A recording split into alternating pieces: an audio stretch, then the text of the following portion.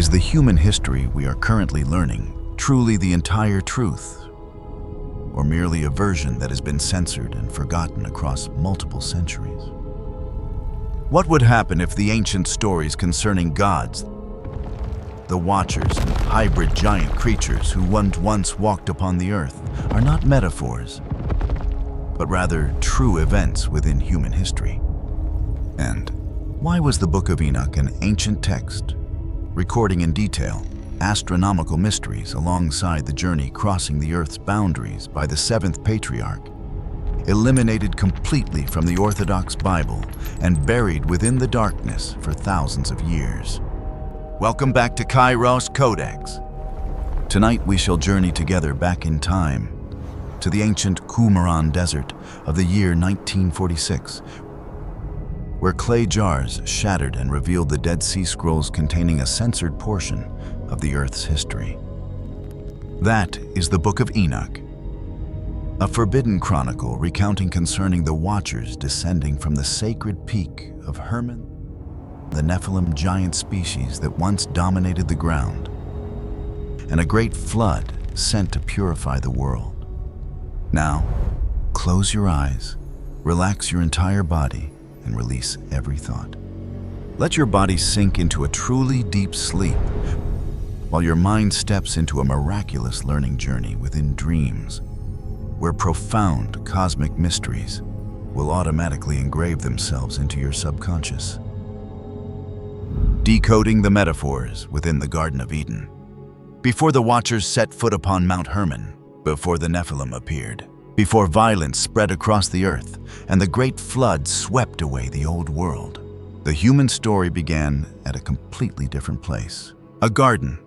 Eden was exceedingly beautiful. Every morning the landscape was tranquil, to the extent humans merely wished to pause and remain still within it. There were no cities, there was no war, there were no rushed daily work calls or messages. Neither were there any king's armies or temple laws. Merely a thin layer of young grass blanketing the ground, trembling gently as if breathing within the morning light. Crystal clear water streams flowed slowly amidst the trees, reflecting soft light, as if time were slowing down to avoid shattering that tranquility. Space opened up airy and serene, where every single breath became distinct, and everything seemingly remained preserved within a state of perfect peace. Amidst everything, a human had just been placed into that world.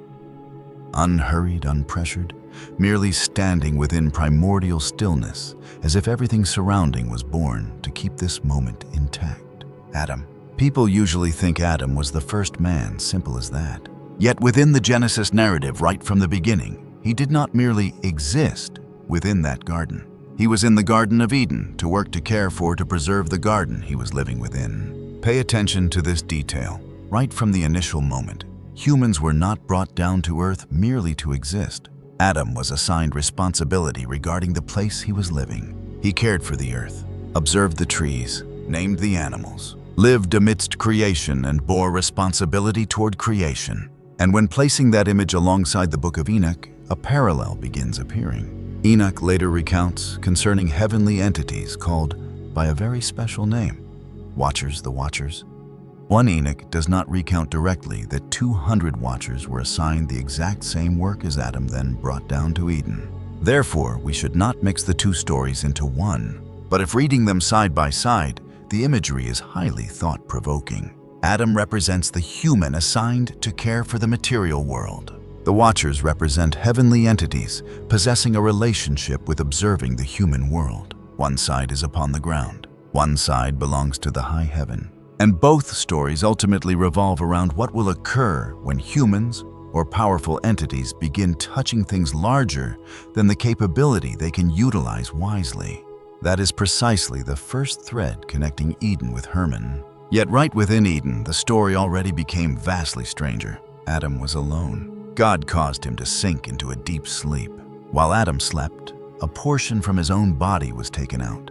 And from that portion, Eve was formed. Genesis is usually translated that Eve was created from one of Adam's ribs. Several translations additionally note that the terminology can bear the meaning a portion at the side of his body.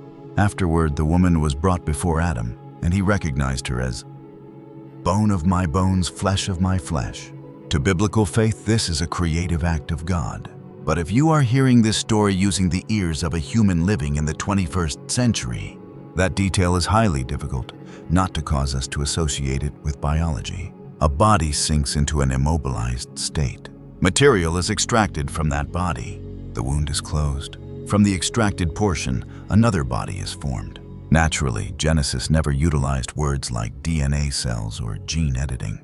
Those concepts belong to modern science. Yet precisely because of that, a very interesting question appeared within ancient astronaut readings. If an ancient human witnessed a biological process vastly exceeding their understanding, using what language would they describe it? Would they speak concerning laboratories? Or would they recount that a deity took a portion of the man's body and from thence created the woman? This is where the Anunnaki story begins stepping in, not as a thing Genesis has stated, but as a modern hypothesis placed alongside ancient creation narratives. Because very long before modern humans spoke concerning genetic engineering, Mesopotamians had likewise transmitted stories wherein deities directly participated in the human formation process. Within the Sumerian text, Enki and Ninmah, low-ranking deities, had to dig canals, shovel dirt, and shoulder heavy labor. They complained, and a solution was put forward: create humans to shoulder the work in their stead. Nama was instructed to take clay from the Apsu region. Birth goddesses participated within the human formation process. That is what ancient texts truly state. While the Anunnaki within Mesopotamian sources is the name of a deity group within the ancient pantheon, research circles do not translate that name into extraterrestrials descending from heaven. Understanding Anunnaki as an extraterrestrial civilization intervening in human evolution belongs to modern hypotheses, appearing vastly later than Sumerian clay tablets. But attempt temporarily keeping that hypothesis in mind, because when placing the three stories side by side, a strange motif continuously returns. Within Genesis, humans are formed from the material of the earth, and Eve is created from Adam's own body. Within Mesopotamian myths, deities utilize the material of the earth to form humans aimed at undertaking work, while within the Book of Enoch, heavenly entities unite directly with human women and give birth to an entirely new generation, the Nephilim. If the ancient astronaut hypothesis is correct, one could read all those images like mythologized memories concerning intervention into human biology. Adam and Eve would represent the formative phase. The Watchers and human women represent a subsequent hybridization phase. The Nephilim are the out-of-control result. That is a very bold reading method. Currently, archaeology has not yet provided us evidence to call it proven history. Yet the ancient texts themselves provide us sufficiently numerous details so that question does not vanish easily. And then Eden brings us to a thing even more important than bodily formation: knowledge. Amidst the garden was a tree that Adam and Eve were warned not to eat, the tree of the knowledge of good and evil. Do you know what makes this scene special? Adam and Eve did not lack food. Genesis states they could eat from the other trees within the garden. The thing rendering this tree different was precisely what it brought: understanding. The serpent said to Eve that upon eating that fruit, her eyes would be opened. Eve saw the fruit was beautiful and desirable because it could bring wisdom. She ate. Adam likewise ate, and right afterward, Genesis states the eyes of both were opened. This is the moment we need to pause slightly, because they still stood within the same garden. Their bodies remained the same. The trees remained there, but inside the humans, a thing had just changed: perception. And thousands of years later, the Book of Enoch brought precisely this image back anew. Within chapter 32, Enoch was taken to the Garden of Righteousness. He saw a large, tall tree, beautiful leaves fruit growing in clusters, and its fragrance spreading very far. Raphael said to Enoch that was the tree of wisdom. Afterward, the angel recounted that Enoch's aged ancestors had eaten the fruit of that tree, received wisdom, their eyes were opened, they knew they were naked, and they were driven out of the garden. Enoch is pulling us straight back to Adam and Eve. And this is exactly where Eden begins connecting directly with the secret of the Watchers. Because the first few chapters of 1 Enoch recount that the Watchers likewise brought down to humanity a thing previously lying beyond their reach: knowledge. Azazel taught humans how to manufacture swords, knives, shields, and armor.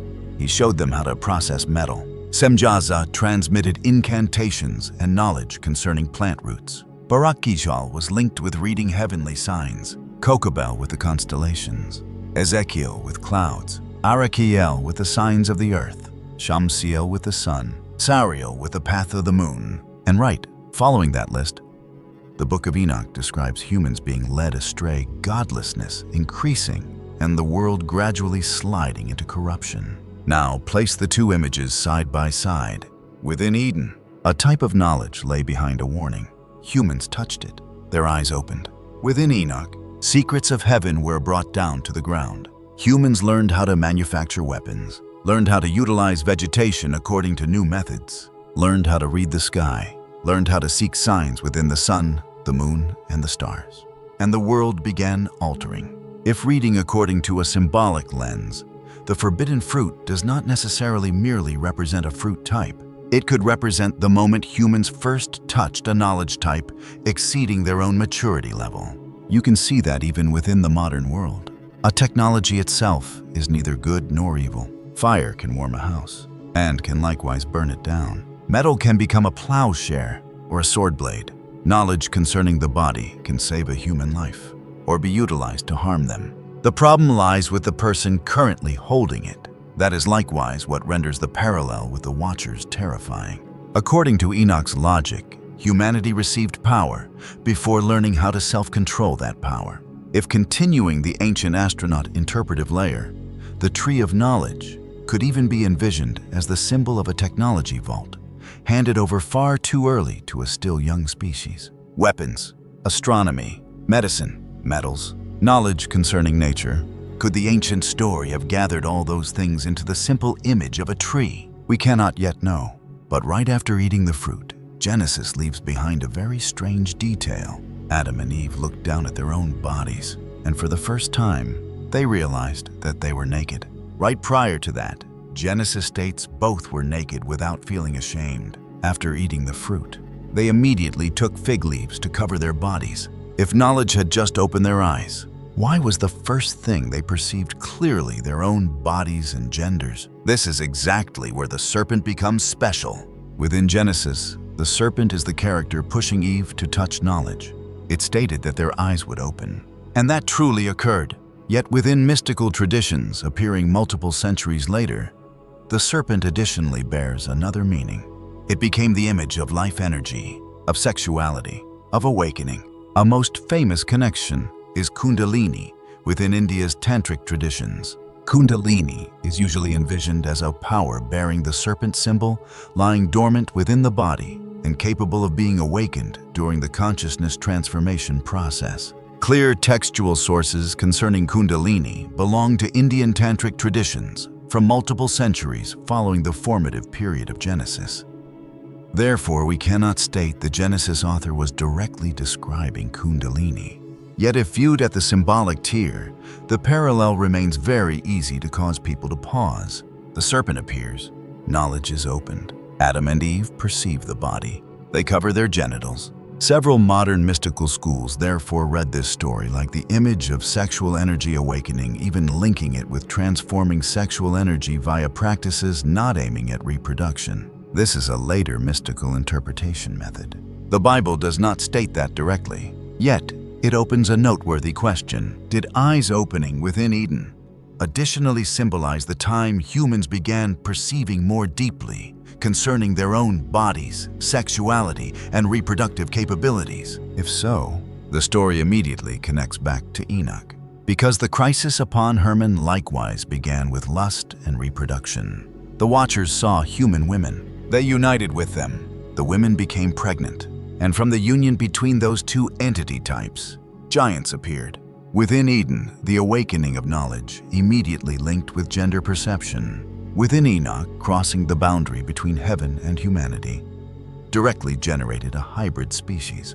When placing the two stories side by side, sex knowledge and creation continuously intertwine with one another. And there remains another tree. A tree usually overshadowed by the tree of knowledge, the tree of life. After Adam and Eve ate the fruit of the tree of knowledge, God stated that humans now knew good and evil. Yet, there remained another possibility still residing within the garden. If they continued reaching out to the tree of life, eating its fruit, they could live forever. Therefore, Adam and Eve were brought out of Eden. Cherubim, alongside a flaming sword, were placed before the path leading to the tree of life. This detail is very important. Adam and Eve had touched knowledge, yet they had not yet touched immortality. From thence, human life continued following the path that you and I both know far too well. We are born, grow up. The body is strong for a time. Then it ages. Illness appears. Ultimately, the body returns to the earth. That is a reality very close to every person currently hearing this story.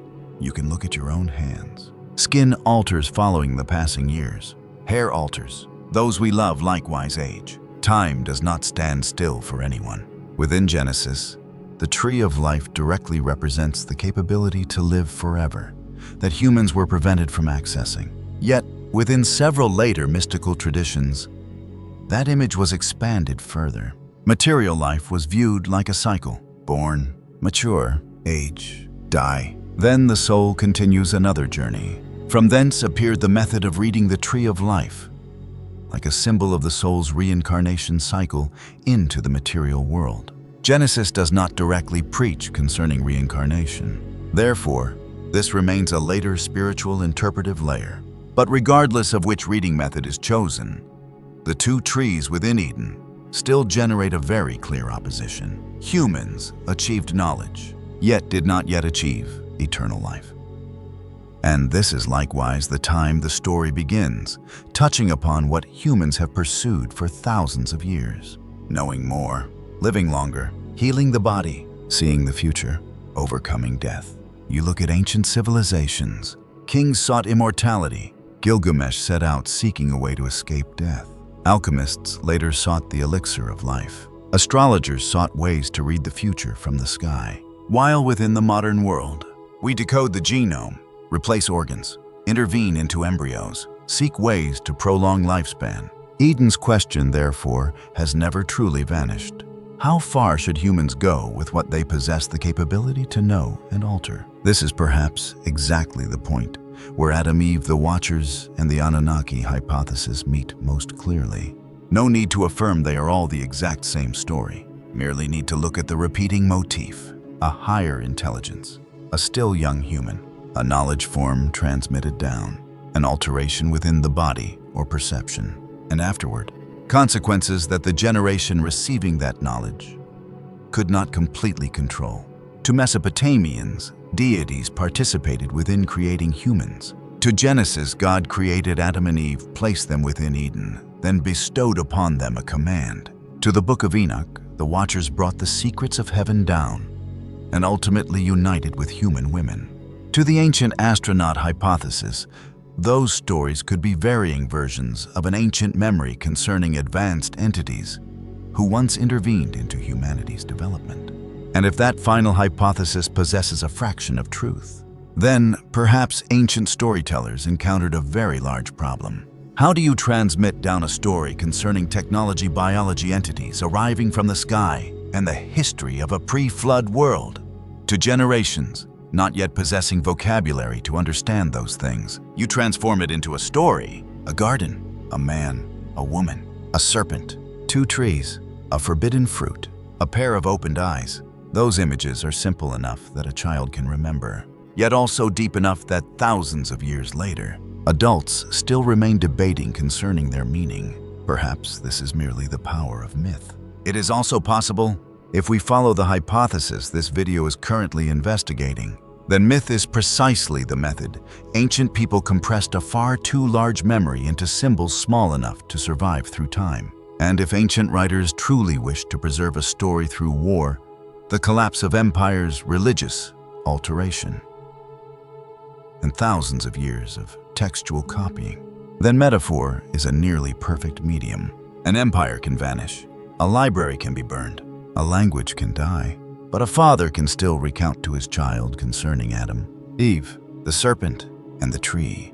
The story continues living. This generation recounts to the subsequent generation, until no one still remembers what is history, what is symbol, and what is the portion added across thousands of years of transmission. That is exactly the hypothesis we will carry along during this journey. That behind the seemingly overly familiar stories, perhaps there still remains an ancient memory layer we have not yet read correctly. Yet a hypothesis is only truly valuable when we possess something to test it against. And fortunately, Enoch's story does not merely exist within modern speculation. Midway through the 20th century, within an arid desert region beside the Dead Sea, physical evidentiary fragments began appearing. Not a video on the internet, not an ancient aliens book, not a story composed during the Middle Ages, but rather ancient manuscripts lying still within caves across multiple centuries, texts belonging to a very ancient Jewish world. And upon those ancient leather fragments, stories concerning Enoch, the Watchers, secrets from heaven, and the pre-flood world were still there. Wanting to know how truly ancient this story is, we must depart from the Garden of Eden and go to the Qumran Desert. The discovery of the Book of Enoch and the truth behind censorship. Now, let us depart from the Garden of Eden, depart from Adam, Eve, the serpent, and the two trees. Because if what we just said merely stops at symbols, anyone can propose a different hypothesis. Wanting to know how truly ancient the Enoch story is, we require something holdable in our hands. Leather, writing ink, manuscript fragments having existed across thousands of years. And to find them, we must travel to an arid land lying amidst the cliffs of the Judean desert and the northwestern shore of the Dead Sea. Qumran, that place during the late 1940s of the 20th century. The ground was dry to the extent of possessing nearly no tree shadows. Yellowish-gray cliffs rose, forming successive layers. During the daytime, sunlight poured down upon the rocky mountainsides. Far below was the water surface of the Dead Sea, a water body possessing extremely high salinity, harsh to the extent nearly no living organism could survive, causing humans to likewise rarely approach. While stretching along the cliff faces was a series of pitch-black caves, voids wherein across multiple centuries there was nearly no reason whatsoever for an ordinary person to step inside. Then a shattering sound echoed, and biblical history altered.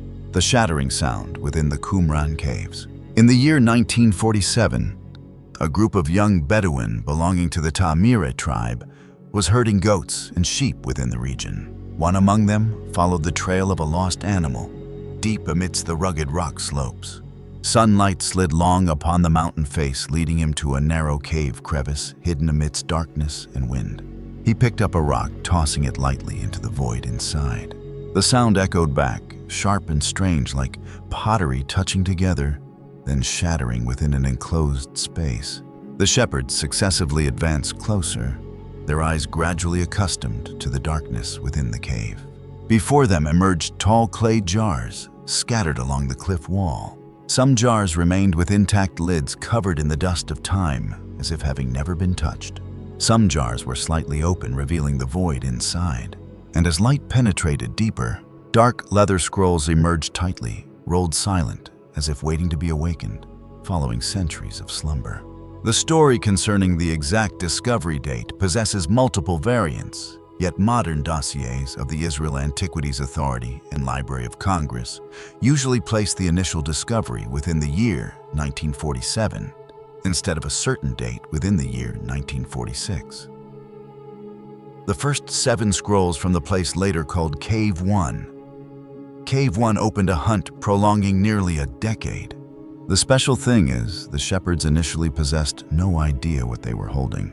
They brought the scrolls to antiquities dealers. A portion later reached the hands of Khalil Iskander, Shaheen, usually called Kondo, an antiquities merchant in Bethlehem. 3 other scrolls were acquired by Eliezer Lipasukanik of the Hebrew University. 4 scrolls belonging to another group ultimately reached the hands of Archbishop Samuel of the Syrian Orthodox Monastery of St. Mark in Jerusalem. Only when scholars began opening, photographing, and reading the text upon those leather sheets did the scale of the discovery emerge. Within Cave 1 was a nearly complete Isaiah manuscript. There was the community rule. There was the War Scroll.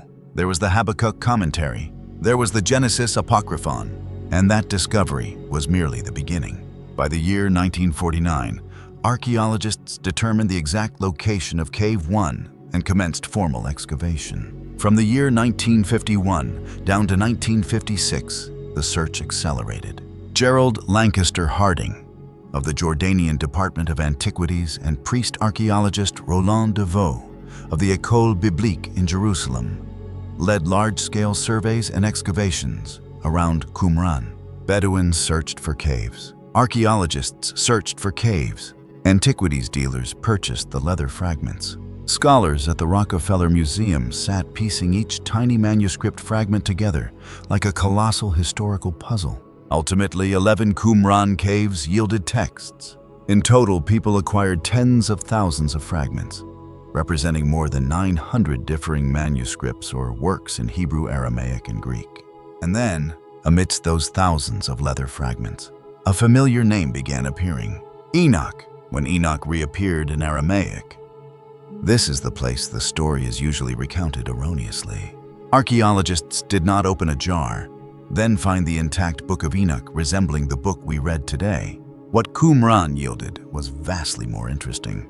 They found multiple differing copies of works belonging to the Enochian tradition, written in Aramaic, one of the primary languages of the Jewish people during the Second Temple period, especially at Cave 4, the place containing the most abundant manuscript fragment repository at Qumran. Scholars identified 11 manuscripts belonging to Enochic literature, 7 manuscripts belonging to Enochic portions, and 4 manuscripts belonging to the astronomical book. One among those, 4Q201, is assigned a copying date by the Library of Congress of approximately 200 down to 150 before Christ. Think concerning that number slightly. 150 years before Christ. 200 years before Christ. That means traditions concerning Enoch were being copied in Judea centuries prior to the appearance of the medieval church, before Constantine, before the Council of Nicaea, even before Christianity became a distinct religion. Qumran, therefore, does not prove that Watchers or Nephilim were real historical creatures. But it proves an extremely important thing. The Enoch story was a true part of the ancient Jewish thought world. It was not a book fabricated by medieval Ethiopians, then having the name Enoch attached atop it. The Library of Congress confirms that the majority of one Enoch possesses Aramaic origin. Those Aramaic versions vanished from the world during ancient times until their fragments reappeared at Qumran. That is the turning point, because for multiple centuries, the West primarily knew the Book of Enoch via disjointed quotations, Greek fragments, and what ancient church fathers once mentioned. The full version of 1 Enoch survived primarily in Ge'ez, ancient Ethiopian. Precisely, the Ethiopian tradition preserved the entire work. And 1 Enoch still possesses canonical status within the Ethiopian Orthodox Tewahedo tradition. Then Qumran appeared, and abruptly, behind that Ge'ez version emerged Aramaic leather layers older by nearly 2,000 years. What is the Book of Enoch truly? Within Genesis, Enoch appears very briefly. He is the 7th patriarch counting from Adam, the father of Methuselah, a person stated to have walked with God, walked alongside God. Then, Genesis concludes his life using an entirely mysterious sentence. He was no more, because God took him away. Merely a few sentences. Yet precisely that void opened an entire literary world. The book we call 1st Enoch 1 Enoch is essentially an anthology comprising multiple differing Enochic works bound together under the name of this patriarch. The complete Ethiopic version today is usually divided into 5 major portions: the Book of the Watchers, the Book of Parables, the Astronomical Book, the Dream Visions, and the Epistle of Enoch. A very important detail: Qumran supplies Aramaic physical evidence for the majority of the Enochian tradition. Yet, the Book of chapters 37 down to 71 within the Ethiopic version has not yet been found within the Qumran Aramaic manuscripts. This remains a major academic issue when people debate the dating of that portion. But the most famous opening section, the Book of the Watchers, already belonged to this ancient tradition. Therein, Enoch expands an extremely short and completely mysterious passage within Genesis chapter 6. Genesis merely speaks concerning sons of God, the sons of God seeing the daughters of humanity, taking them as wives, and the Nephilim being present upon the earth. Enoch pulls the curtain further. Approximately 200 watchers jointly descend upon the Mount Hermon region. Semjaza heads the oath. Azazel transmits techniques for manufacturing weapons and processing metals. Other watchers transmit incantations, botanical knowledge, the stars, the sun, the moon, and heavenly signs. They unite with human women, from thence giving birth to the giants. The giants grow increasingly violent. The world sinks into blood, and ultimately, the Great Flood becomes part of the world's purification. That is pre-flood history, according to the worldview of one Enoch. And what renders the story difficult to ignore is that a portion of Enoch himself entered the New Testament.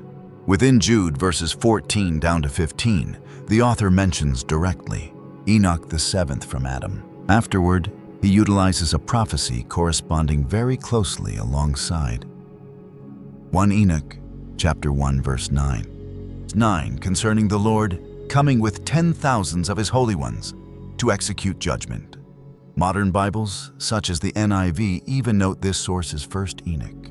So the question becomes difficult to avoid. If Enoch is so ancient, if the Jewish community at Qumran copied it, if the Epistle of Jude knows it, then why today, opening the majority of Bibles, do we not see the Book of Enoch? So who banned the Book of Enoch? You might have once heard that in the year 325 Anno Domini, Emperor Constantine convened the Council of Nicaea. Bishops sat down, selected the books they wished to keep, burned books deemed unsuitable, and from thence the modern Bible was born. That is a captivating story. Yet, actual history is vastly more complex. The Council of Nicaea was not the meeting deciding the Bible's book list.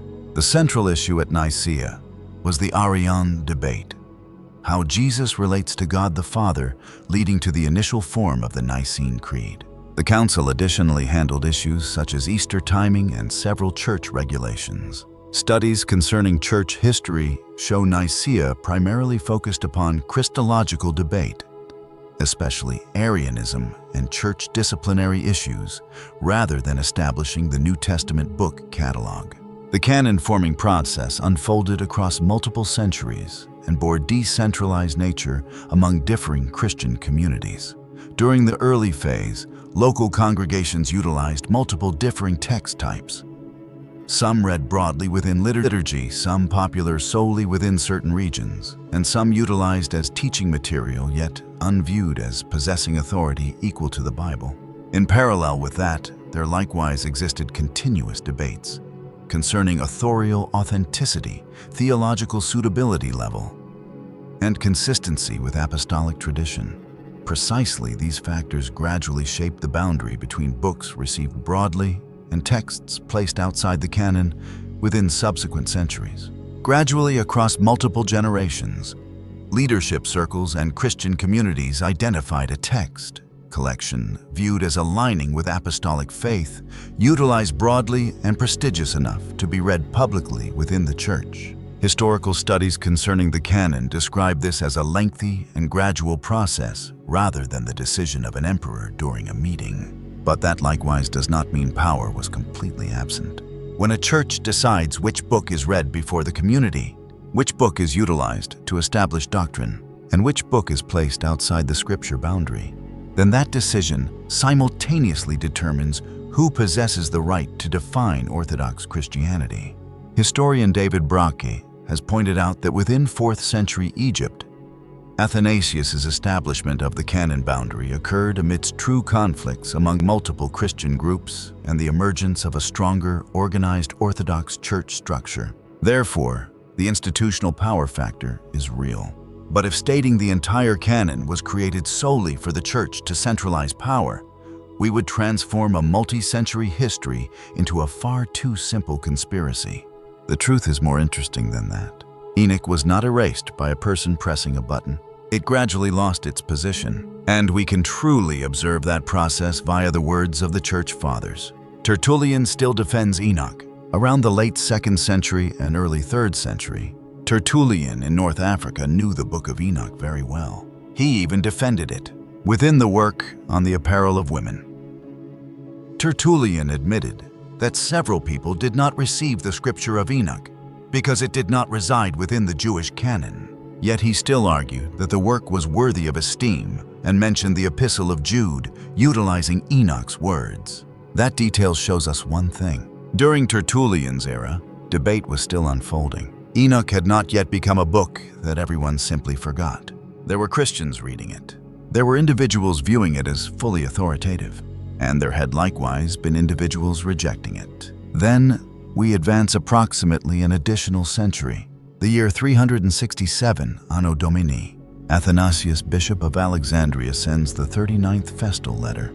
This is an extremely important document within biblical history, because this is the earliest extant Christian document listing exactly the 27 New Testament books, identical to the New Testament set utilized by the majority of Christians today. Athanasius distinguished books he called canonical from other books capable of being utilized for instruction, and he declared the boundary very clearly. Those canonical books are where the salvation doctrine is claimed. Enoch does not reside within that list. Pay attention to the timing.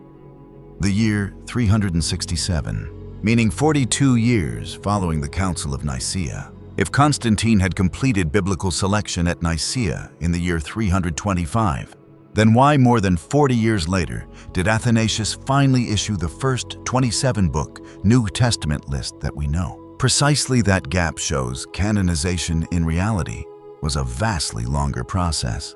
And regarding Enoch, the trend was increasingly clear. It remained known, but was no longer placed into the scripture center of the majority of the church. Augustine nearly closes the door in the West. Reaching the early 5th century, Augustine wrote, "The city of God." He knew Enoch. He knew the Epistle of Jude mentioned Enoch's prophecy. Augustine even admitted that perhaps within works attached to Enoch existed a portion of truth. Yet he refused to bestow canonical authority upon those books. The reason Augustine put forward is highly noteworthy. He argued that their origin and transmission process were too ancient to verify with certainty that the circulating texts were truly the original works of Enoch himself. He additionally appeared especially skeptical regarding stories concerning the fathers of the giants being non-human entities. Arriving here, one can see the process forming. The Book of Enoch's position within Christian tradition is not a singular event, but a historical progression prolonging multiple centuries. There exists no historical evidence showing a single decision, such as the Council of Nicaea in the year 325 erased Enoch from the Bible. Documents concerning Nicaea, including Eusebius's chronicles and subsequent church fathers' sources, show the council's focus was Christological debate, especially Arianism, rather than establishing the New Testament biblical list. Instead, from the 2nd down to the 4th century, differing Christian communities gradually formed consensus concerning the books read publicly within liturgy. This process is reflected within attestations such as the Muratorian fragment, late 2nd century Origen's writings, and especially Athanasius's 39th Festal Letter, 367 Anno Domini, the earliest text listing fully the current 27 New Testament books. Within that progression, 1 Enoch gradually lost its position within the majority of Greco-Roman Christian tradition, not due to being banned in a single action, but due to no longer being utilized broadly within liturgy and uncontinued to be copied by major ecclesiastical centers as an authoritative text. Conversely, the Ethiopian tradition, Ethiopian Orthodox Tewahedo Church, still preserved 1 Enoch as part of the canon, demonstrating regional difference within ancient Bible formation. Within the ancient world context, the disappearance of a text did not demand purposeful destruction. Prior to the printing press, each work existed solely owing to the manual copying process within religious communities, monasteries, and academic schools. Texts utilized frequently within teaching and liturgy would be copied continuously. Conversely, scarcely utilized texts would gradually cease being copied, leading to decline and ultimately transmission loss within multiple regions. Precisely because of that, the history of the Book of Enoch reflects a common rule of ancient manuscript culture. A text's survival depends directly upon the community's utilization and transmission level, rather than a centralized erasure action. If monasteries and churches dedicated that effort to Isaiah, Matthew, John, or Psalms, but did not dedicate it to Enoch, then across several centuries, the old Enoch manuscripts would rot, ink fades, leather tears, war occurs, libraries burn, and ultimately, a book once read broadly could vanish from an entire cultural region without needing any secret edicts. That is perhaps a vastly subtler censorship form. A text loses the right to be copied. Yet, Ethiopia still retains the Book of Enoch. While the majority of the Christian world gradually lost the full version of the work, this process did not unfold like an abrupt disappearance, but was the result of multiple centuries of alteration concerning languages, academic centers, and textual copying traditions. Within the Mediterranean and Near Eastern regions, following the 4th to 5th century, Greek and Latin gradually became the primary academic and liturgical languages of the majority of the Church. Texts not residing within the official canon were copied less frequently within monasteries in Syria, Egypt, and Asia Minor. As copying diminished, ancient Aramaic and Greek manuscripts of 1 Enoch gradually became lost, damaged, or uncontinued to be transmitted continuously. However, within the Ethiopian highlands, ancient Abyssinia, the situation was different.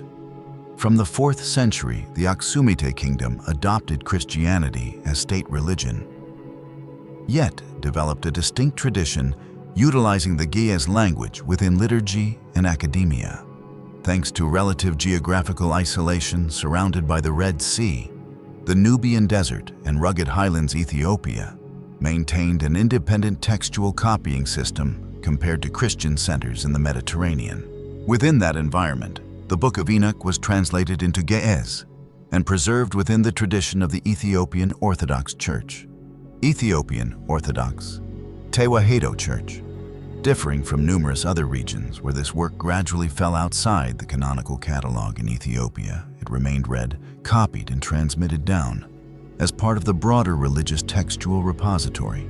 Thanks to this continuous transmission chain, the entirety of 1 Enoch survived within the Ge'ez version, while original Aramaic versions nearly vanished completely, and Greek fragments remained solely disjointed within quotations and scattered manuscripts found later on. This alters how we understand the banned concept within ancient textual history. In historical reality, Enoch was not erased by a single decision or a centralized action. Instead, it gradually departed from the primary copying stream of the majority of Jewish and Christian communities in the Mediterranean, while continuing to exist within a geographically and culturally distinct local tradition. In other words, biblical history is not a globally uniform system, but a network of regional traditions where the exact same text might be viewed as canonical in one place yet eliminated from the canon elsewhere. And then nearly 2,000 years after the Aramaic versions of 1 Enoch were copied and preserved within Jewish communities during the Second Temple period in the Judean region, archaeological discoveries at Qumran in the Judean desert provided an important puzzle piece.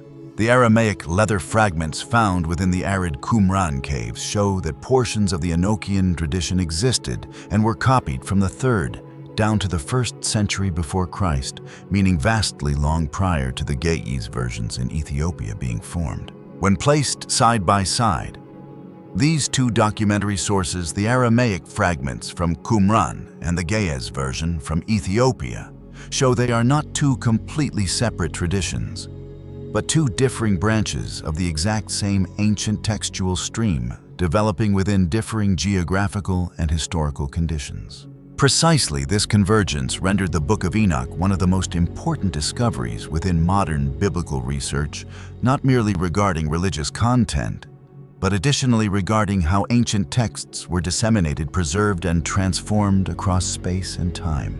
And Enoch is not the sole text lying outside the Bible. As we step into early Christian history, one thing rapidly becomes clear. The textual world of the earliest Christians was vastly broader than the 27 New Testament books you are holding in your hands today. Take the Gospel of Peter. 1886 down to 1887 at Akhmim. In Upper Egypt, a codex was discovered within a tomb. Inside was a Greek text recounting the passion and resurrection of Jesus, according to a manner differing from the 4 canonical Gospels. Scholars link it with the Gospel of Peter mentioned by ancient church fathers, although details concerning the exact relationship between the Akhmim manuscript and the 2nd century work remain researched and debated. Then there is the Gospel of Mary, a Coptic codex, dating approximately to the 5th century today called the Berlin Codex, 8502, was purchased in Cairo in the year 1896. The first work within the Codex is the Gospel of Mary. Other Greek fragments likewise exist, showing the text possesses a history earlier than the remaining Coptic version today. Texts like those are usually called within popular culture the Gospels concealed by the Church. But history is slightly more accurate. They did not become part of the broadly received New Testament set. Some were opposed by church leaders. Some were solely utilized within small communities. Some gradually ceased being copied. And numerous texts later on survived solely by chance in deserts, in tombs in monasteries, or in forgotten codices. The fact they lie outside the canon is real. The struggle to define orthodoxy is likewise real. The Church's power within determining which texts are read publicly is likewise real.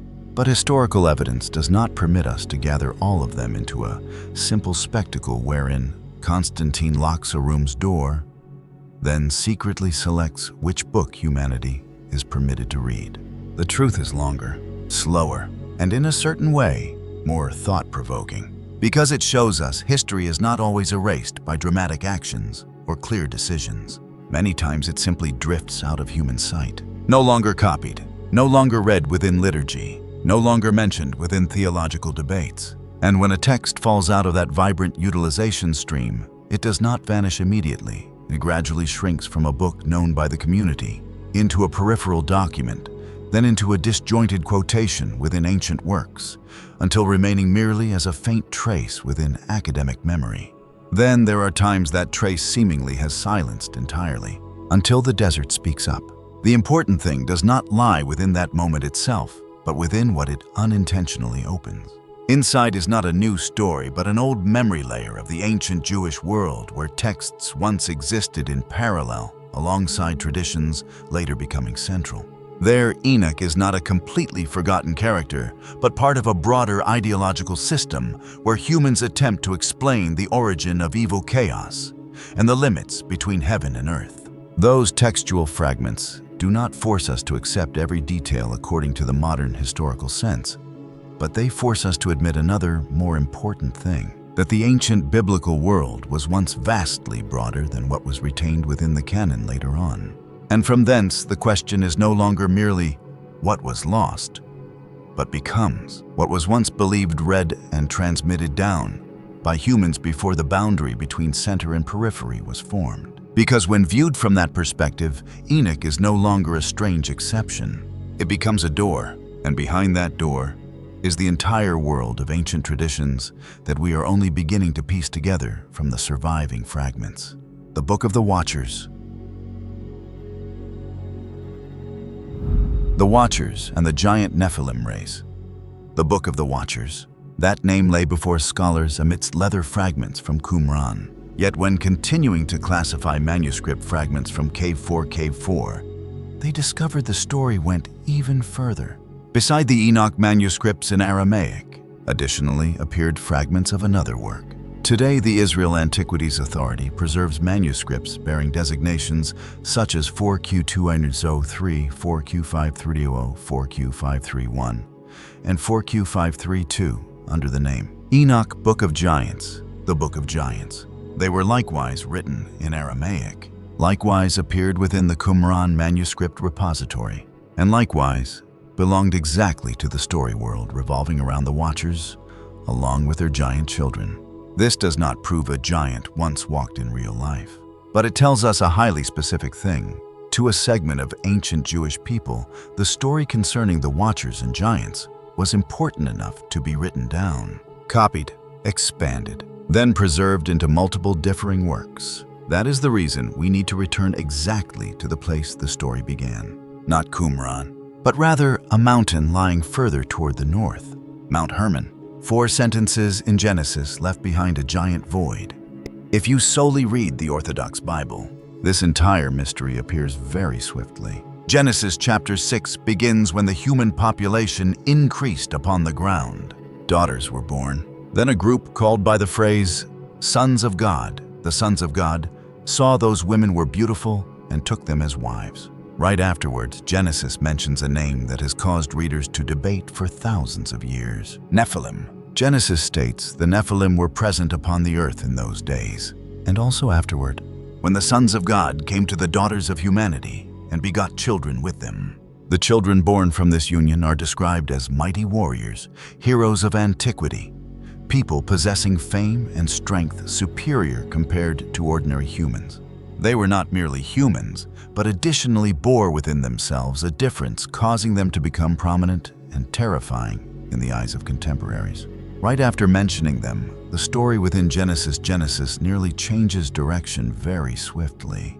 The text does not go deep into explaining further concerning the sons of God or their origin, but immediately shifts to a gloomier picture concerning the human world. Human wickedness began increasing strongly. Wrongful actions were no longer isolated but became widespread. The ground was flooded with violence, conflict, and bloodshed. The world seemingly was entering a phase of severe corruption. Within that context, Noah appeared as a special character. He is described as a righteous person amidst a sin-filled generation. He exactly is the one selected to build the ark, according to God's command, aiming to rescue life from the impending great flood. The ark was built amidst urgent preparation, like a sole plan to preserve life upon earth. And then the water began rising, submerging the entire old world. If reading the Genesis passage solely lacking additional explanatory texts, you might feel like you just saw a mysterious door open during a few brief seconds. A door revealing something very large, very important, yet immediately closing before the reader managed to see everything inside entirely. And precisely from that brevity, a series of major questions was posed. Who truly are the sons of God? Why could they unite with human women? And what truly occurred behind those brief written lines? Where did the Nephilim come from? How did their appearance relate to the state of violence right prior to the Great Flood? Genesis leaves the story in a few brief sentences. The Book of Enoch dedicates nearly its entire opening section to answer exactly those questions. And Enoch's answer begins with another name: Watchers. Who are the Watchers truly? Today, vastly many videos recount that the Watchers are angels dispatched down to earth by God bearing the mission to observe and care for humanity. Then gradually they betrayed the mission. That idea is very popular. Yet if studying 1 Enoch chapter 6 carefully, the text recounts slightly differently. Enoch does not begin with a scene of God summoning 200 angels, then ordering them down to earth. The story opens in Jared's era. Humans had multiplied, beautiful daughters appeared, and the angels, the children of the heaven, looked down upon them. Lust appeared. They said to one another, "Let us choose human women as wives, and beget children with them." The name Watcher itself inherently bears the meaning of one who is awake, observes, or guards, right? Within Daniel chapter 4, the Bible utilized the image of a watcher. A holy one, a watcher, a holy one, descending from heaven within Nebuchadnezzar's vision. But to the fallen watchers group within Enoch, the descent upon Hermon is exactly when the rebellion began. And Enoch provides a very specific number: 200. That is correct. You are not hearing incorrectly. Not a few angels act in individually. 200 entities participated together. The one heading is Semjaza, and right before they descended, Semjaza already knew this plan could lead to disaster. He feared that the remainder would alter their intention at the final minute, leaving him alone to shoulder the sin. Therefore, the entire group established a shared oath. They mutually bound themselves via imprecations if anyone retreated. Then, the entire 200 watchers descended upon the peak of Mount Hermon. The text additionally lists 20 leaders, each one standing over a smaller group. In other words, this was not an impulsive moment of an angel. Enoch constructs the image of an organized rebellion. One leader, 20 heading individuals, 200 members, a shared oath, and a single gathering location. Hermon. Why Mount Hermon? This is when geography becomes important. Mount Hermon is a colossal limestone mountain massif lying between the Mediterranean coastal region and the Syrian steppe. The highest peak reaches approximately 2,814 meters. Even today, snow can still cover the high portions of Hermon during the cold season. From surrounding low regions, the mountain rises distinctly upon the horizon. To the ancient world, Hermon was likewise not an anonymous place name. Deuteronomy chapter 3 states varying peoples called exactly this mountain, using differing names. Sidonians called it Syrian, Amorites called it Senir. Within Judges chapter 3, the region additionally appears bearing the name Baal Hermon. That shows us Hermon already resided within the cultural and religious map of the Levant region very early. Multiple centuries following the era where the Enoch story locates itself, archaeological traces in the Hermon region continue showing the mountain is an important religious landscape. Surveys have recorded numerous temples and worship places upon the mountain slopes from the Hellenistic and Roman eras. At Paneas Caesarea Philippi, at the foot of Hermon the cave, and the area before the cave became the center worshiping the god Pan. Modern excavations additionally identify ritual structures, water systems, and worship spaces here. Those ruins appear vastly later than the hypothetical timing of the Watcher's story. Therefore, archaeology at Hermon does not prove 200 angels once descended here. Yet it helps us understand why an ancient Jewish author could choose exactly this mountain as the stage for the meeting between heaven and earth. Hermon is high, snow-covered, visible from very far. It lies at the northern edge of the biblical land. And within ancient religious imagination, a high mountain peak is always the place humans feel the sky is closer to them. 1 Enoch additionally provides a separate explanation for the name Hermon. According to the story, the mountain was called thus because there the Watchers swore and mutually bound themselves via imprecations. That is how the author transforms a real location into the epicenter of the rebellion. And from the moment the 200 Watchers step down the mountainside, the story advances very swiftly. When heavenly entities united with human women, Enoch chapter 7 states, the Watchers chose women as wives.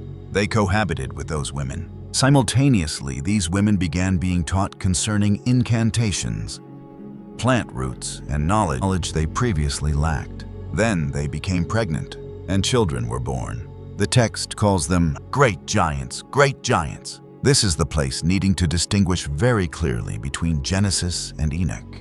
Genesis utilizes the word Nephilim. 1 Enoch, within the traditional version we are reading, describes the Watcher's children as giants. During the Jewish and Christian interpretive process regarding Genesis chapter 6, these two images were placed side by side, and the Watcher's hybrid generation was usually called Nephilim directly. Therefore, when this video says Nephilim, we are utilizing the famous name of Genesis for the giant species that the Enochian tradition develops more detailedly. And what Enoch cares about is not merely their bodily size. The terrifying thing lies within their needs and behavior. Initially, the giants ate what humans produced. Try placing yourself into an ancient agricultural village. A wheat field requires multiple months to yield a harvest. A goat or sheep herd requires multiple years to multiply. Every olive oil jar, every grain sack, every animal represents months of labor. The entire family lives relying upon that food quantity until the subsequent season. Then, creatures possessing vastly greater needs appeared. Storage silos began depleting. Livestock herds decreased. What humans produced was no longer sufficient. Enoch says the giants began consuming all the acquisitions of men, the entirety of what humans acquired. And when humans could not supply enough food, the giants turned upon them. Humans became food. Then the story continues downward. The giants attacked birds of the sky, livestock, reptile species, fish. Afterward, they devoured one another's flesh and drank blood. Genesis does not recount these details. Genesis merely states, the world became corrupt and filled with violence prior to the great flood. Enoch attempts explaining how that violence developed. First of all, the boundary between angels and humans was shattered. Afterward, a hybrid generation appeared. At that exact same time, the Watcher's secrets began entering human society. Azazel taught manufacturing swords, knives, shields, and armor. He taught humans mining and processing metals.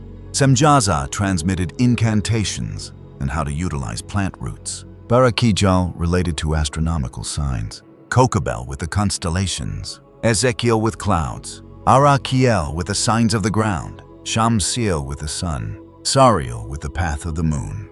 Look closely at the event chain. Humanity is gaining additional knowledge. During the exact time, a giant and violent species is growing up amidst them. Weapons become more sophisticated. Capability to exploit nature is greater. Methods to manipulate humans using incantations and rituals appear. Within Enoch's perspective, this is exactly the time knowledge and violence combine together. And the ultimate consequence does not reside upon a book. It resides upon the ground, within the blood of those who died. Qumran additionally retains a separate dossier concerning the giants. This is the time manuscript fragments from Cave 4 become important anew. Because the Book of Enoch is not the sole text at Qumran recounting concerning this giant generation. Fragments of the Book of Giants develop the exact Watcher's story according to another direction. Research circles identify Aramaic versions of the work at Qumran, among which are versions from Cave 4. The work is no longer intact. We solely possess fragments, but enough to see the giants no longer appear like an anonymous crowd. Some possess names. Oh yeah. Haya, Mahawe. Even several fragments mention the name Gilgamesh, the famous character of Mesopotamian tradition. Book of Giants fragments additionally preserve a very special scene. The giants begin having terrifying dreams. They perceive that a horrible thing is arriving. Images concerning destruction appear, and ultimately, they seek out Enoch himself to ask for interpretation. Mahawe is dispatched seeking Enoch the scribe, from the position of those currently dominating the world utilizing strength. The giants now begin fearing their own future. Pause at this detail a bit. At Qumran, separated by already torn leather fragments, we possess a story network, a version recounting concerning the Watchers, a version recounting deeper concerning the giants' children, another version following Enoch through movements of the sun, the moon, and the stars. To those copying them, Enoch seemingly is not simply a character appearing 5 sentences within Genesis. He is the scribe, the vision receiver, the reader of signs in the sky, and ultimately, the one sought out by both Watchers and giants when they need to know the judgment reserved for themselves. Enoch and the secret of the sky. This is likewise the place another detail within legends concerning Enoch needs clarifying. Sometimes people state that Enoch invented astronomy. The Book of Enoch does not present him according to that manner within the astronomical book. Astronomical book, Enoch is the one shown the order of celestial bodies. Uriel guides him, Enoch observes. Then he records. Aramaic fragments of the astronomical book itself have likewise been found at Cave 4, bearing designations 4Q208 down to 4Q211. The Israel Antiquities Authority places 4Q208 into the early Hellenistic era. That tradition describes a year comprising 364 days. The year is organized into 52 complete weeks, 4 seasons, each season 13 weeks. And at Qumran, other calendrical texts likewise show the 364-day system possessed a very important role within the community's life. Modern scholars usually note that this is more accurately a schematic sabbatical calendar. A schematic calendar based upon complete weeks, instead of simply calling it a precise solar year measurement according to modern astronomy. This generates a very beautiful opposition inside the story. The Watchers took secrets in the sky and independently decided to bring them down. Enoch likewise accessed secrets in the sky, but he waited for them to be shown to him. The Watchers utilized knowledge according to personal will. Enoch received knowledge then recorded according to what Uriel guided. One side seizes, one side receives. And perhaps exactly that is the reason Enoch became the selected one, standing between the two worlds when everything began collapsing. When the cry of humans touches heaven, reaching chapter 9, the ground was filled with blood. Michael, Uriel, Raphael, Gabriel, The four angels looked down and saw what was occurring. The souls of the dead cried out. The lamentations reached the gates of heaven. And the angels brought the case before the Most High, the Most High. From here onwards, the Book of Enoch recounts the story using very clear judgment language. This is not a council of multiple equal deities deciding humanity's fate. The one issuing orders is the Most High, the Holy and Great One, the Most High, the Holy and Great One.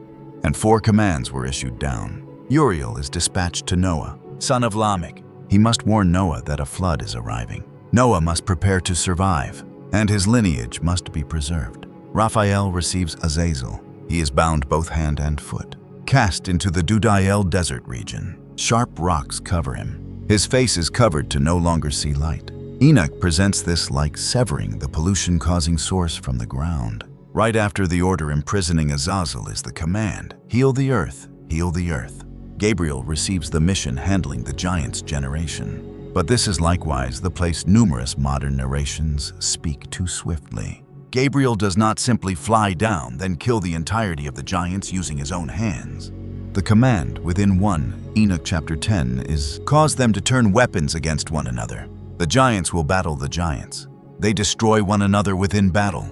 While Michael receives Semjaza and the Watchers who united with women, they must witness with their own eyes the children they love dying. Afterward, Semjaza, alongside his associates, are bound within the valleys of the earth across 70 generations, awaiting until the final day of judgment, when they are brought to the fiery abyss and confinement place. Look at how the judgment is divided. The human lineage is preserved via Noah. The dangerous knowledge transmission source is eliminated via Azazel. The giants are caused to self-destruct. The Watchers are separated from the human world. The ultimate objective is stated outright right within the text: cleanse the earth. Yet the Watchers still want a final chance. Reaching here, a very strange reversal occurs. Entities once causing humans to be terrified, now they themselves are fearful. Enoch chapter 13 states that upon hearing the sentence, the Watchers tremble. They dare not lift their eyes to heaven due to shame. And then they do a thing previously highly difficult to imagine. They seek a human to ask that human to beg God on their behalf. That person is Enoch. They request him to write a petition, begging forgiveness, begging additional time, begging to rescue their children. Enoch accepts writing it. Then he departs from the Watchers group and travels to the waters of Dan. The waters of Dan, lying toward the southwest of Hermon, according to the text's own description. He sits down beside the water stream, reads their supplication, reads until sinking into sleep. And within that sleep, the vision begins. Clouds call him. Mist pulls him along. Stars and lightning flashes urge him to advance. Winds lift him from the ground, bringing him up high. Before Enoch appears, a house resembling crystal surrounded by fire. Then, a larger house appears inside. Its floor is fire. Above are lightning eyelashes and paths of the stars. A high throne emerges. From beneath the throne flow streams of fire. And upon the throne, Enoch sees the great glory, the great glory. Enoch had brought the Watcher's supplication to the highest place the vision could bring him to. Yet the answer remains unaltered. The judgment had been decided. The Watchers will not return to heaven. Their children will die. The supplication is not accepted. And then Enoch hears a sentence perhaps summarizing the entire Watcher's sin better than any other portion within the book. God says to him to return and say to them, "You yourselves should have interceded for humans, rather than letting humans intercede for you." The Watchers inherently belong to heaven. They are spiritual entities. Yet they abandoned their dwelling place, came to women, begot children using flesh, and lived according to human lusts. Arriving at that time, their role had reversed completely. Those who once stood above humans now must ask a human to speak with heaven on their behalf. The death of the Nephilim still has not concluded the story. There is a detail within the Book of Enoch even stranger than the giants. According to chapters 15 and 16, when the giants die, their physical portions are destroyed. Yet another portion continues existing. Enoch says souls arising from the hybrid between heavenly entity and human flesh will become evil spirits upon the ground. They continue causing suffering, oppressing, attacking, waging war, destroying humans. The text even states they remain hungry and thirsty despite not eating food like living bodies. This is one of the greatest differences between Enoch and the Orthodox Bible. The Gospel books later on frequently speak concerning demons or unclean spirits, but they do not explain where they come from. The Book of Enoch, conversely, provides a very specific origin. They are the remaining souls of the deceased giants' generation. That means within Enoch's worldview, the Great Flood can destroy the giants' bodies, but the consequences of the rebellion upon Hermon still continue living within the human world. This is exactly the reason the Watcher's story becomes a method explaining the origin of evil very different from Genesis. Genesis places emphasis very strongly upon the corruption of the human heart. Enoch supplements an additional layer. According to Enoch, a portion of the chaos upon the ground originates from the intervention of entities outside the human world. The Great Flood, the purification of a world already transformed. By the time Noah receives the warning, the reversing process has commenced. The giants will kill one another. The Watchers are bound. Azazel is cast into darkness. Noah is protected. Then water arrives. Within Genesis, the Great Flood arrives because the ground was filled with violence and humanity grew corrupt. Within Enoch, that picture is expanded. Violence remains the center. But behind it is a longer causal chain. The Watchers descend, cohabit with women. The giants are born.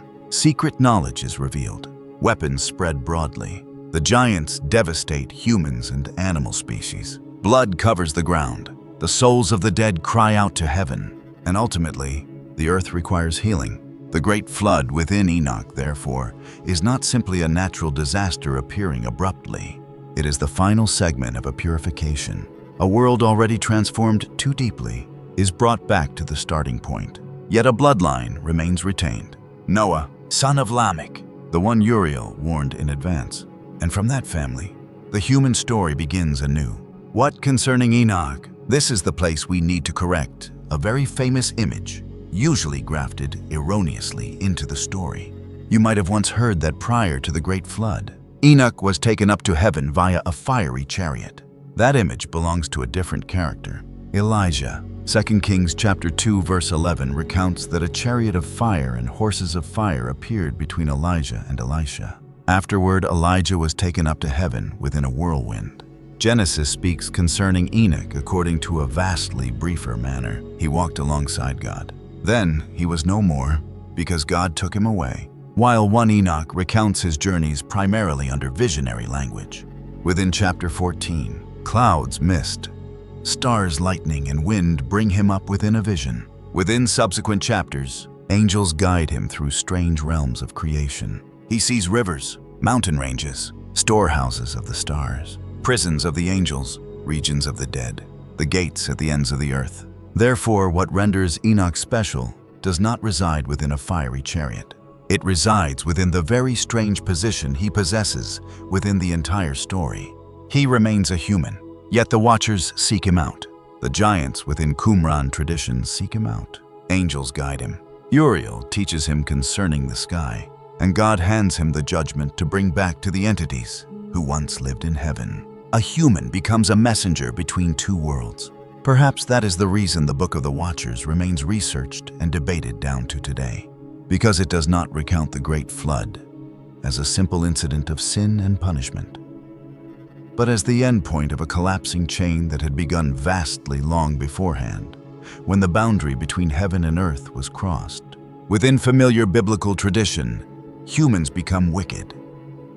Noah builds a ship, and a great flood occurs to wipe clean the old world. Yet within Enoch, everything was already shattered prior to the rain commencing. The Watchers descended Mount Hermon. The boundary between heaven and earth was shattered. Humans were mixed. Alongside entities from heaven, and the giant Nephilim were born.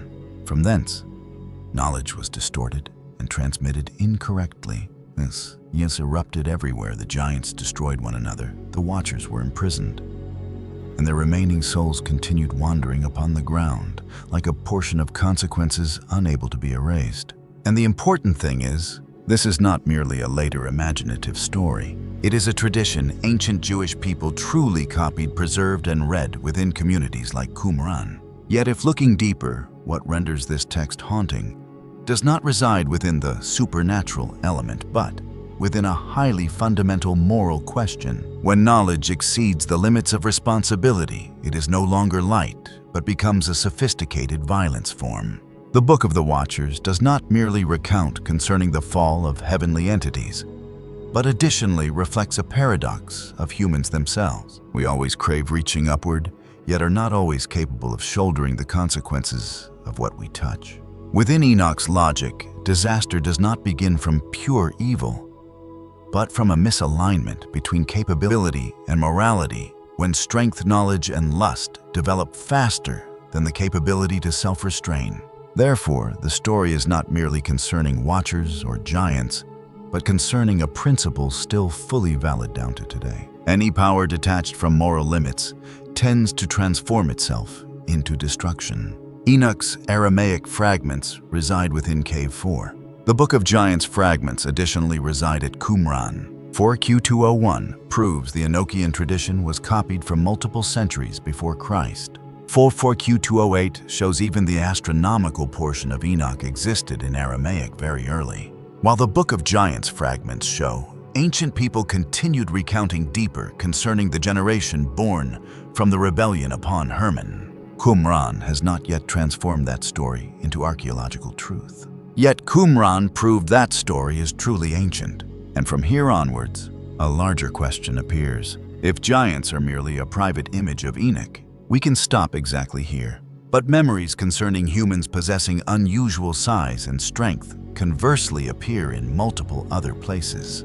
Right within the Bible, Israelites later conversely recounted they saw giants, causing them to feel themselves small like grasshoppers. In Greece, heroic generations bearing divine bloodlines appear within ancient legends. In Ireland, a giant rocky landscape is attached to Finn McCool's story. In Northern Europe, the Jotnar step into the battles of the gods, and within traditions distant from one another by thousands of kilometers, the image concerning giants continuously returns. Is everything merely a motif the human imagination naturally creates, or behind those stories, does an older memory still exist? That is the place our investigation will proceed next. Historical evidence and myths concerning giants. Historical evidence and myths concerning giants. If the story concerning the giants solely existed within the Book of Enoch, we could view it as a distinct branch of ancient Jewish literature. Yet the problem lies in the fact the Nephilim did not vanish following Genesis chapter 6. That name reappeared within the Hebrew Bible itself, and the second appearance occurred after the Great Flood. The Nephilim reappear after the Great Flood. Numbers chapter 13 recounts the time Moses dispatched 12 men to spy out the land of Canaan. They traveled through the south, advanced to Hebron, observed the land, fortified cities, and the peoples currently living there. Upon returning to the Israelite camp, the majority of the spies brought back a fear-filled report. They stated the cities within the region were very large and possessed fortified walls. The people they saw possessed terrifying stature. Then Numbers chapter 13, verse 33, utilizes the exact name that once appeared prior to the Great Flood, Nephilim. The spies stated they had seen the Nephilim and linked the sons of Anak, the Anakim, with the Nephilim. Afterward appears the famous sentence, "Before those people, they felt themselves small like grasshoppers." This is a very important detail. Within the entire Hebrew Bible, the word Nephilim solely appears at two prominent locations: Genesis chapter 6, prior to the Great Flood, and Numbers chapter 13, vastly long following the Great Flood. That is exactly the foundation of the question once causing biblical interpreters to debate across multiple centuries. If the Nephilim of Genesis already belonged to the pre-flood world, why did the Israelite spies utilize exactly that name at Canaan? The text does not explain. Numbers merely records the spies' report. Furthermore, the story itself calls their report a bad report concerning the land. Therefore, we likewise cannot simply transform the sentence, "We saw the Nephilim," into an objective biological measurement. But the certain thing is, the biblical tradition continued utilizing Nephilim language to describe humans possessing stature, causing the Israelites to be immensely terrified.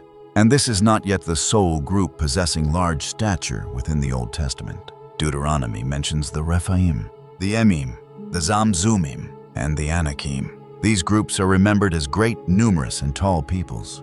Deuteronomy chapter 3 additionally reserves a special detail for Og, king of Bashan, who is called the remnant of the Rephaim. The text even records the dimension of Og's bed as 9 cubits long and 4 cubits wide. The bed does not allow us to calculate Og's exact height. Yet, precisely the fact the Bible dedicated space to record its dimension shows the memory concerning this king's unusual stature had become part of Israelite tradition. Therefore, when the Book of Enoch recounts concerning an era of giants, it does not operate within a void. The Hebrew Bible itself likewise preserves a network of names relating to warriors and peoples possessing extraordinary stature.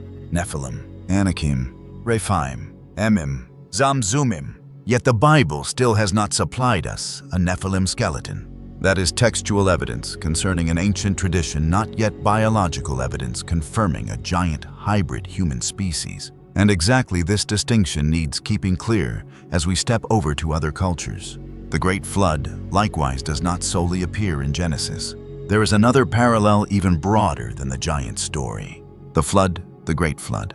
The story of an old world destroyed by water, then life beginning anew, appears within vastly numerous ancient traditions. In Mesopotamia, it had been written down utilizing cuneiform script since vastly long ago. Within the Atrahasis epic, deities decide to annihilate humanity via a flood.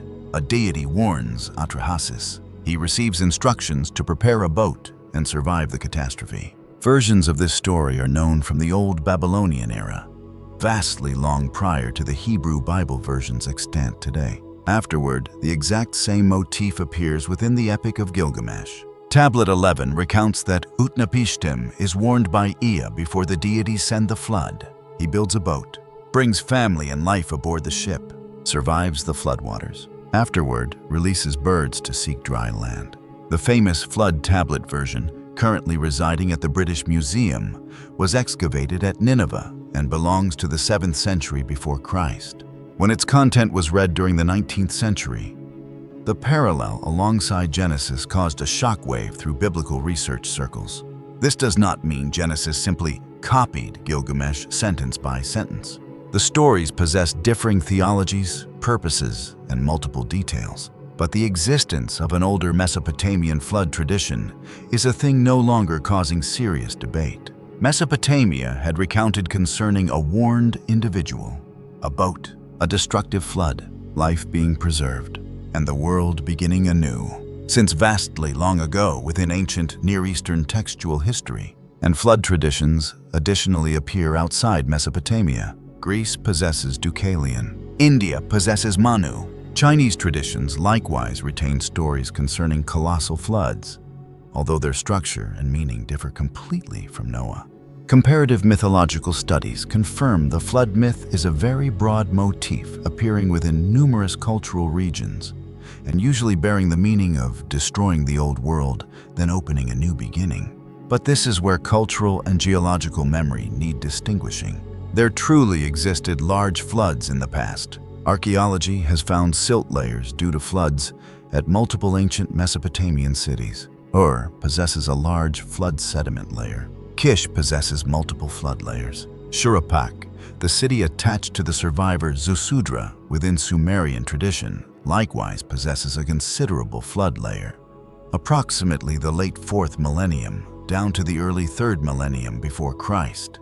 Yet those flood layers are not contemporaneous with one another.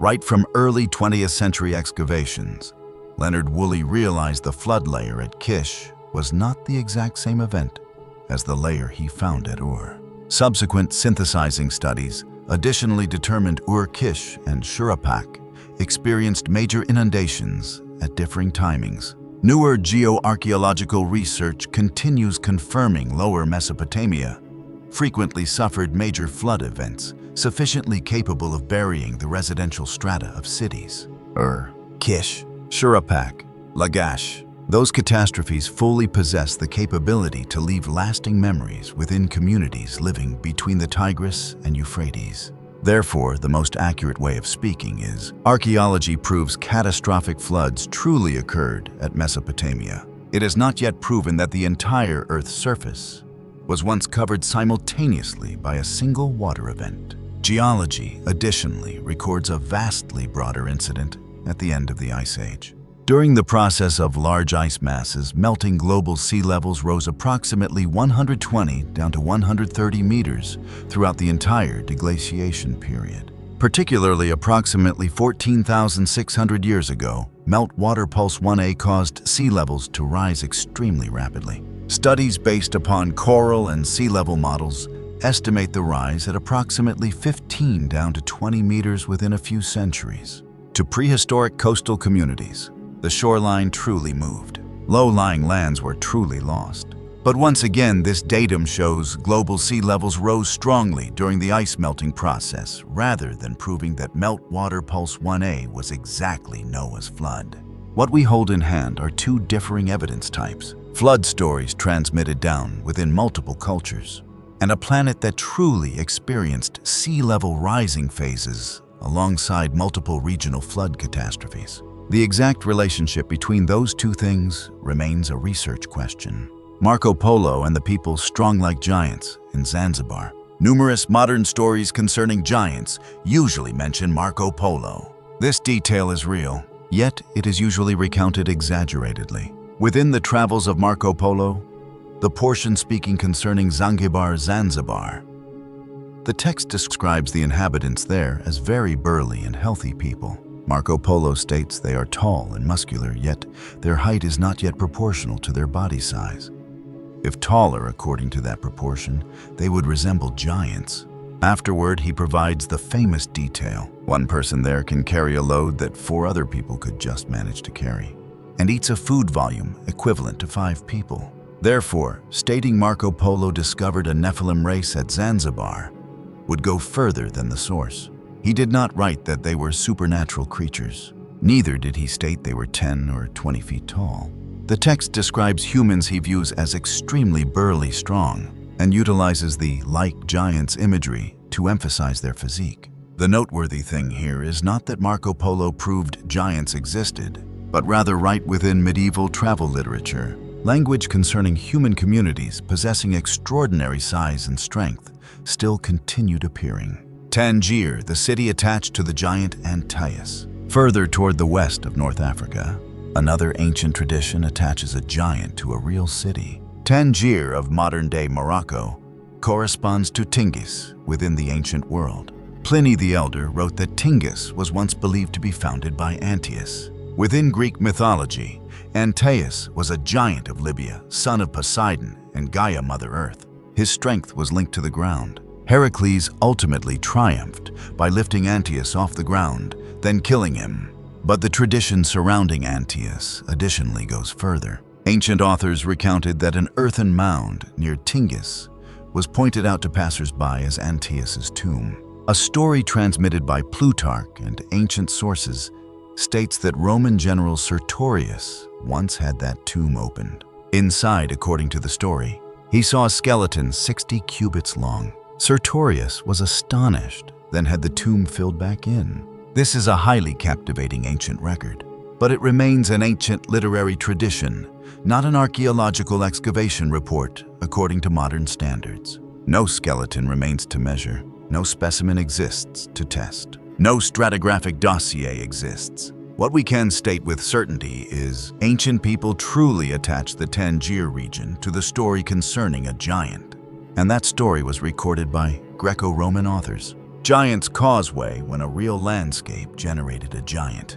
At the Antrim coast in Northern Ireland, approximately 40,000 basalt columns run down to the Atlantic Ocean. They possess polygonal shapes, regular to the extent from afar.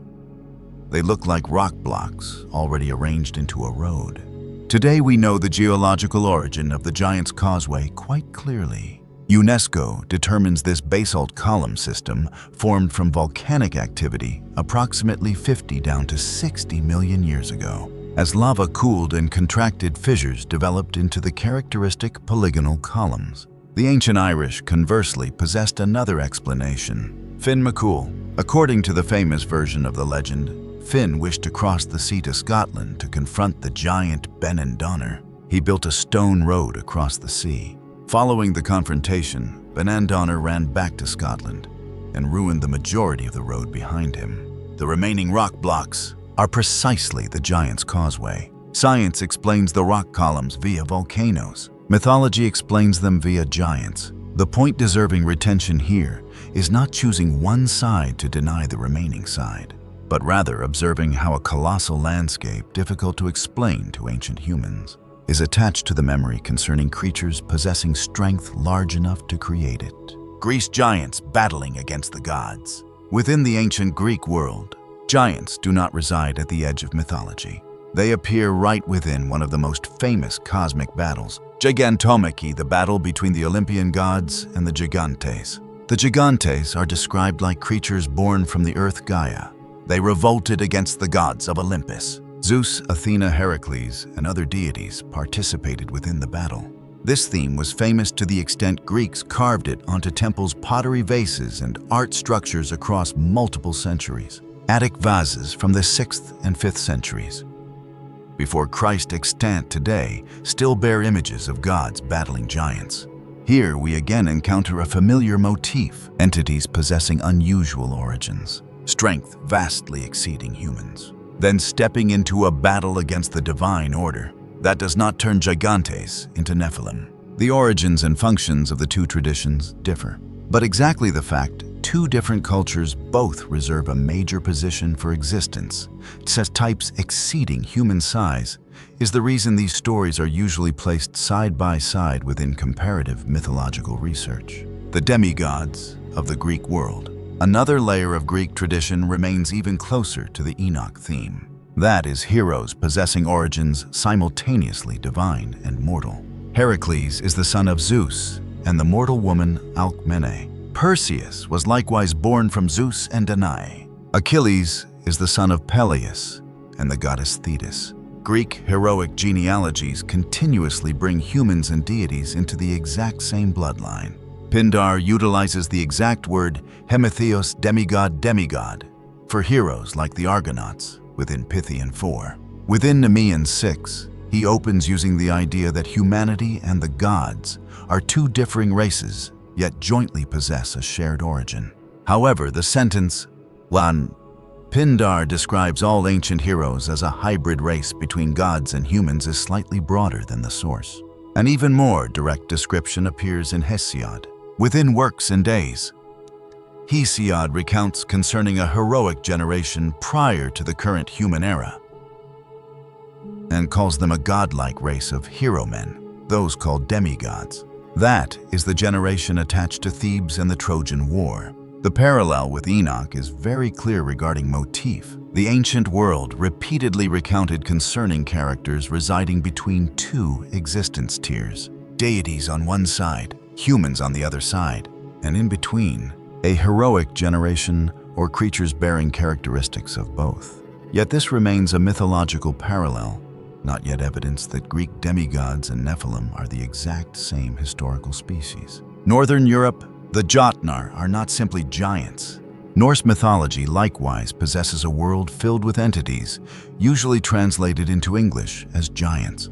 They are called the Jotnar, but the giants designation sometimes causes us to understand too simply. The Jotnar are not always described as humans gigantic regarding height. They are a primordial entity lineage, possessing highly complex relationships with the gods. Ymir, the primordial creature within the Norse cosmos, belongs to this world.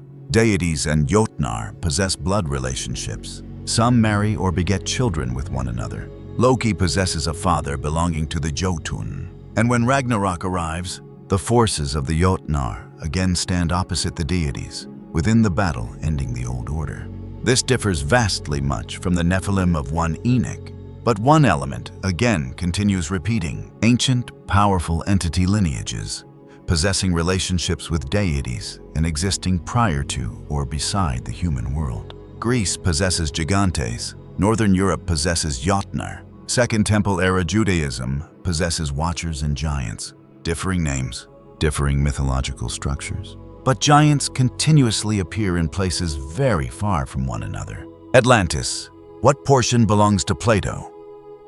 What portion was added later on? Atlantis usually appears within discussions concerning Nephilim, because the story likewise contains a highly familiar element, the union between deity and human.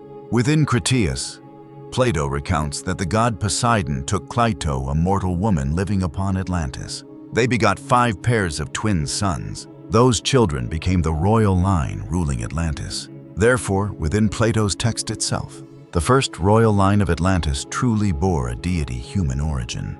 Plato likewise recounts Atlantis becoming a mighty power. Afterward, violent earthquakes and floods occurred. During a single catastrophic day and night, the island was swallowed by the sea. But there is a very popular detail within modern occult content that Plato absolutely does not recount. Atlantis possesses no genetic scientists, creating series of half-human, half-beast creatures as slaves within Timaeus or Critias. Plato writes concerning Poseidon and Cleito: 10 sons, kings, cities, metals, armies, decadence, earthquakes, floods, and the sinking of Atlantis. The story concerning human-animal hybrids of Atlantis belongs to mystical systems appearing vastly long after Plato, especially within 19th century theosophy and occult works. Influenced by it, Atlantis and the root races are connected with stories concerning human-animal hybrids, semi-humanoid creatures, and strange species. Later theosophical works additionally speak directly regarding Atlanteans interbreeding with other creatures. Therefore, if we bring this detail into the investigation, the correct label needs placing. This is the Atlantis of modern occult tradition, not the original Atlantis of Plato. That distinction is very important, because Plato himself already possesses enough of a noteworthy detail for us to research. A deity uniting with a mortal woman and begetting a special royal line. We do not need to add DNA laboratories into Plato to generate a parallel alongside the Enoch theme. So is there evidence for Nephilim or not? The fossils and traces allegedly belonging to giants. If giants had truly existed, we must find something remaining. A skeleton, a femur, a footprint. An object possessing a size vastly exceeding the ordinary human body. And over the past century, there have been numerous discoveries brought forward bearing exactly that declaration. Several sound exceedingly convincing. Several can even still be visited in person to observe. But when examining each case, the boundary between the real artifact and the interpretation concerning the artifact becomes extremely important. The giant footprint in South Africa. One of the most famous traces lies near Mpuluzi, belonging to the Mpumalanga province of South Africa. Upon a cliff face is a large depression possessing a shape very similar to a human foot. It has a heel. It has a soul. Above, there are even depressions, causing the observer to easily associate them with toes. The entire shape is approximately 1.2 meters long. If it truly belonged to a human possessing normal body proportions, the owner of that foot must be approximately 7 meters tall or more. Precisely because of that, this location is usually called by names such as Goliath's footprint, God's footprint, or the giant's footprint. The object is real. The large size is real. The shape resembling a foot is likewise real. But the problem appears when we ask, is it truly a fossilized footprint or not? Geologist Robert Schoch arrived to examine the location directly in the year 2014. He confirmed the rock portion containing the footprint is true granite, belonging to the Mpuluzi batholith, a rock mass possessing an age of approximately 3.1 billion years. Granite of this type forms deep beneath the Earth's crust under conditions of extremely high temperature and pressure. A human or creature could not step upon granite while it is in a soft state, then leave a footprint, like stepping upon mud.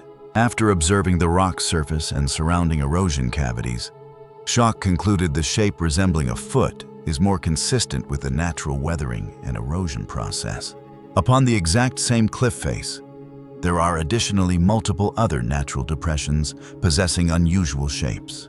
In other words, we truly possess a structure longer than 1 meter resembling a human foot. The giant femur, 1.2 meters long in Turkey. Another image shared broadly upon the internet shows a colossal femur placed beside a human body. The accompanying story usually states that during the late 1950s, during the road construction process at the Euphrates Valley in southeastern Turkey, workers dug into tombs containing giant skeletons. A femur was claimed to be approximately 120 centimeters long. If the proportions resembled modern humans, the body could be taller than 4 meters. This sounds exactly like the physical evidence type that the Nephilim investigation is seeking. But there is a real bone discovery from 1890. A more interesting case appeared in France. In the year 1890, anthropologist Georges Vacher de la Pouge published upon the French scientific journal La Nature a report bearing the name Le Géant Fossile de Castelnau, the fossil giant of Castelnau. This is not a modern internet post. The 1890 article truly exists within the historical archives of the Conservatoire National des Arts, et Métiers in France. Lapouge was excavating a prehistoric cemetery at Castelnau near Montpellier. He reported finding a very large skull, then fragments of long bones possessing abnormal sizes. According to the anatomical proportions he utilized, Lapouge estimated a related individual could achieve a height of approximately 3.5 meters. Then we arrive at Nevada, Lovelock Cave. Differing from numerous giant stories on the internet, this cave is a completely real archaeological site. In the year 1911, guano miners began extracting the thick bird-dropping layer within the cave. Very many ancient artifacts were exposed. Afterward, the University of California conducted a survey in the year 1912. Then Mark Harrington and Llewellyn Loud executed additional work here. In the year 1929, the results were published into an archaeological monograph, longer than 180 pages, bearing the name Lovelock Cave. The excavations acquired a very large artifact repository: basketry, rope, sandals, tools, human remains, and the famous Thule duck decoys. Nature even introduced the Lovelock Cave archaeological work in the year 1929, nature.com. Yet Lovelock additionally accompanies another legend. Sarah Winnemucca, a famous northern Paiute woman, recorded within the book Life Among the Paiutes, published in the year 1883, the story concerning a cannibalistic enemy group possessing red hair. According to the tradition she recorded, Paiute ancestors ultimately annihilated this human group. Winnemucca even states her family still retained their red hair upon a dress. Yet there is a detail usually added later on. Winnemucca did not call them giants. The Gitarutarta red-haired giants of Lovelock version developed more strongly within the stories of the early 20th century, especially surrounding mining engineer John T. Reed. Even so, several tall remains were truly reported.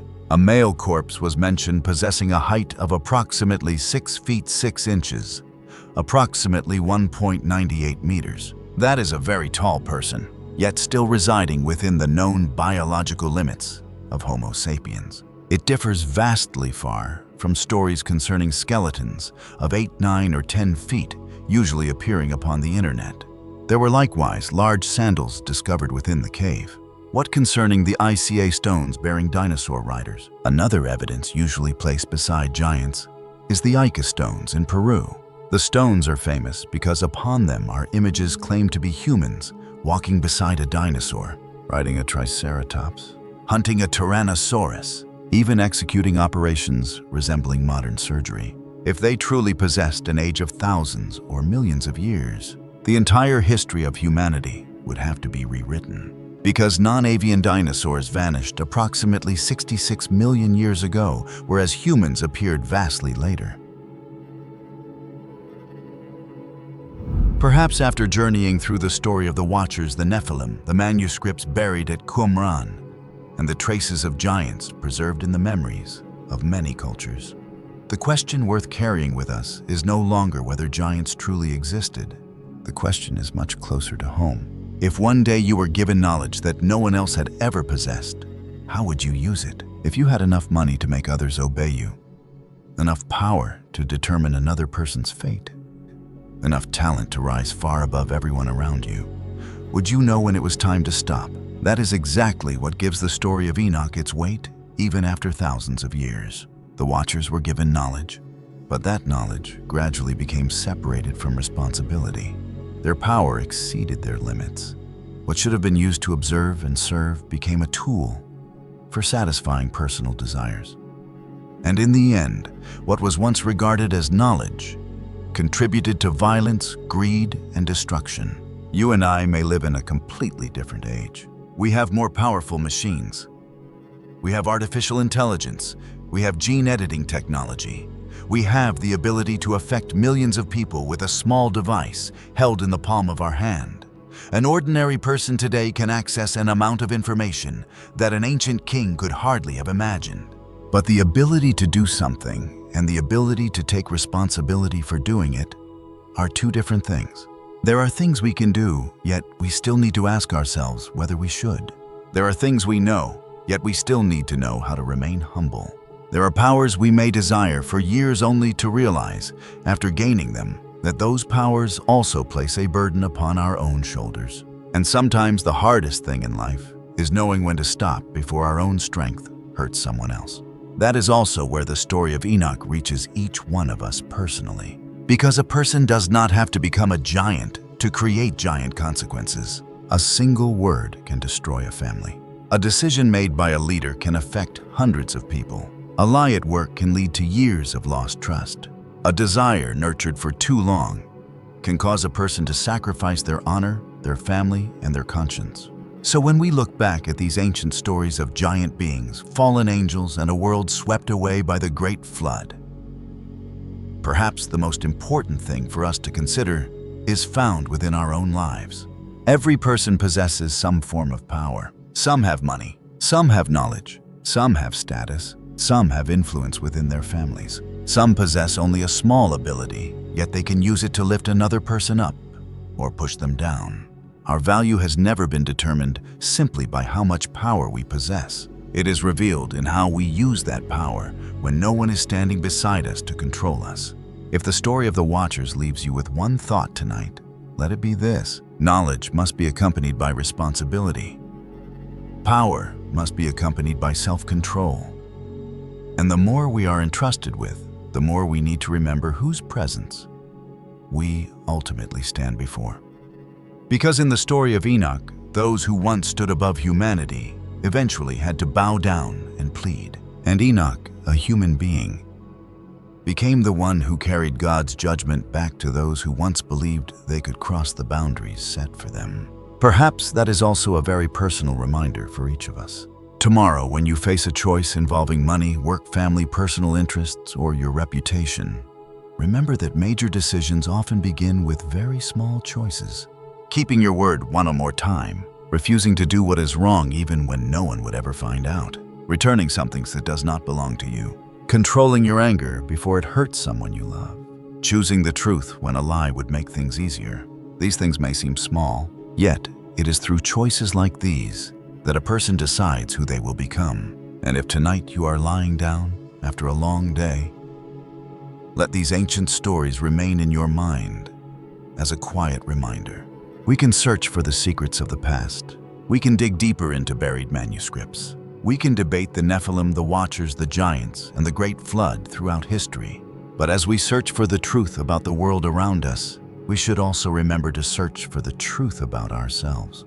Because sometimes the greatest mystery is not hidden inside an ancient cave, a stone tablet, or a lost manuscript. It lies within one simple question. If I were given more power, more knowledge, and more freedom tomorrow, what kind of person would I become? And before God, the answer to that question ultimately belongs to each one of us.